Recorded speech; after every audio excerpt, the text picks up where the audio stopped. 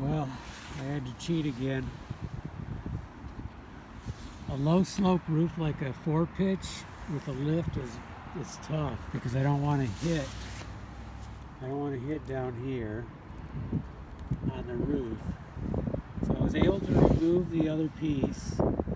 You know, maybe it was just a bad piece. Maybe I broke it, cracked it when I put it in. I was able to remove it, get a new piece in right here. Then I drilled the hole, chipped around a little bit to make the opening a little bit bigger because I couldn't really slide these. These are pretty snug. And then I was going to pound a nail in and try to put a bib in, but I can't reach it very good.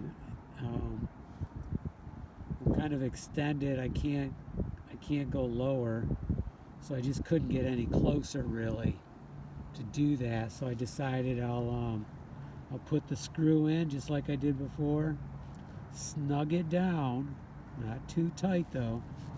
You don't want to break the slate, and call it a day. So that's what I did. It did go down in there nicely. It fit right between there. It's down in snug, so I think we're good.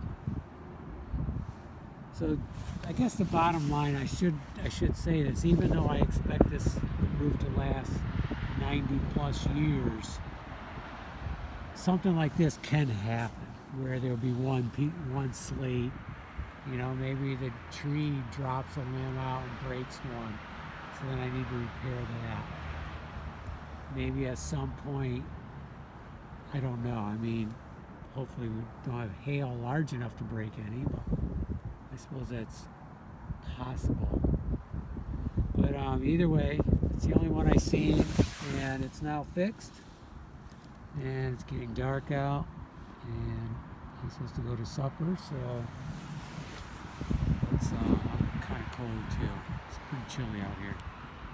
Let's call it a day, and I'm really happy I got, let's see, 3 different spots repaired.